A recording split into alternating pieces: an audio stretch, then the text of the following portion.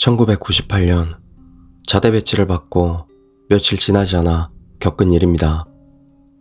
배치를 받고 제 관물대와 취침 자리를 배정받는데 짬으로 배정하다 보니 가장 구석 자리를 배정받게 되었습니다. 구석의 곰팡이 냄새가 엄청 나더군요. 문제는 첫날 밤부터 시작되었습니다. 자대 배치 첫날이라 엄청 긴장했던 터라 취침등이 꺼지자마자 잠이 들었습니다. 그런데 얼마 지나지 않아 다리가 묵직한 겁니다. 뭐가 꾹 누르듯이. 취침 전에 고참들이 장난으로 후임병들 몸 위를 구르며 다니던 생각에 고참이 또 장난치는 게 아닌가 하고 관등성명을 대면서 눈을 떴습니다. 다리를 쳐다보니 아무도 없더군요. 다만 제 관등성명 소리에 잠에서 깬 고참들한테 신나게 갈굼당했습니다. 그런데 이런 경험이 며칠을 가더군요. 이틀 간격 정도로. 그 일이 있은 후 일주일쯤 지난 자정이 다 된 취침 중에 시간이었습니다. 또 다리를 눌리는 느낌이 들어 살짝 눈을 떠서 다리 쪽을 보았습니다. 그런데 어린아이 3명이 제 다리를 부둥켜 안고는 저를 똑바로 쳐다보고 있었습니다. 보통 다리는 관물대 아래로 들어가게 되어 굉장히 어두운데도 아이들의 윤곽이 선명히 보이더군요.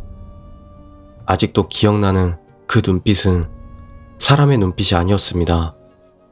노랗게 빛을 내면서 희죽희죽 웃으면서 자기들끼리 히득히득거리며 제 다리를 안고 있는 겁니다.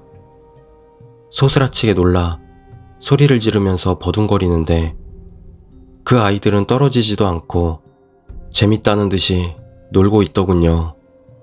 다리를 꼭 안은 채로 깨르르 하는 소리까지 내면서 정말 미친 듯이 다리를 흔들고 소리를 질렀습니다.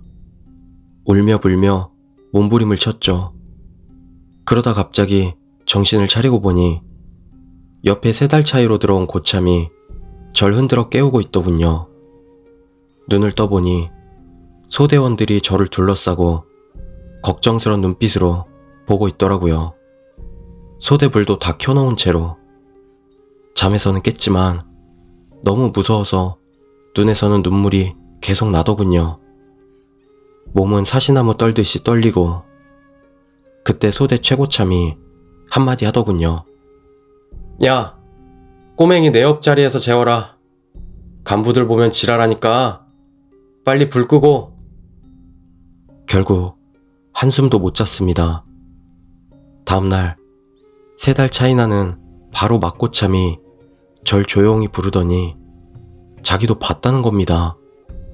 그 자리에서 잘 때 자기 발을 아이들이 손톱으로 긁고 있었다고 하더라고요. 자기 발에서는 피가 철철 흐르고 아이들 손톱에는 살점들이 덜렁덜렁 붙어 있었다고 하더군요. 소대 고참들 중에도 그 자리에서 생활했던 사람들 몇몇은 경험했던 사람들도 있다는 겁니다.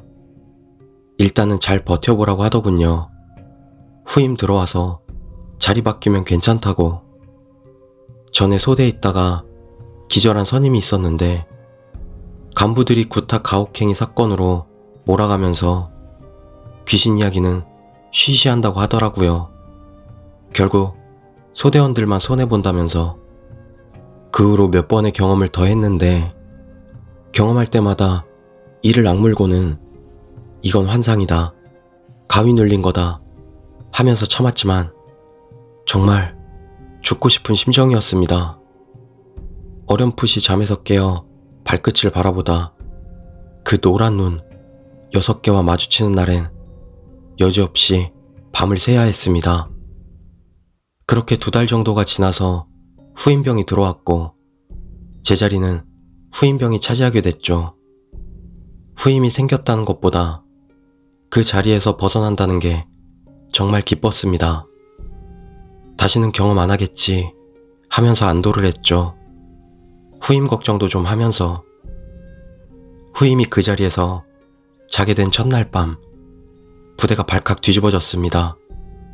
후임병이 저랑 같은 경험을 한 것 같은데 입에 거품을 물고는 의식을 잃은 상태로 불침번에게 발견된 겁니다.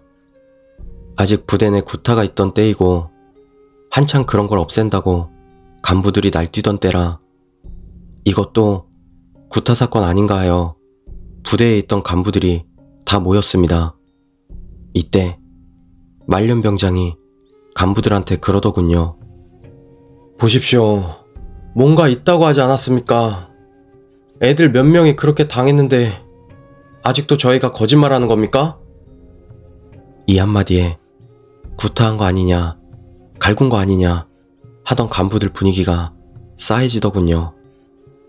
여기저기서 경험담이 터져나오기 시작했고요. 저도 최근 당한 얘기를 하면서 그 눈빛이 생각나서 소름이 끼치더군요. 경험담의 공통점은 노란 눈빛의 아이들이었습니다. 기분 나쁘게 웃음소리를 내는.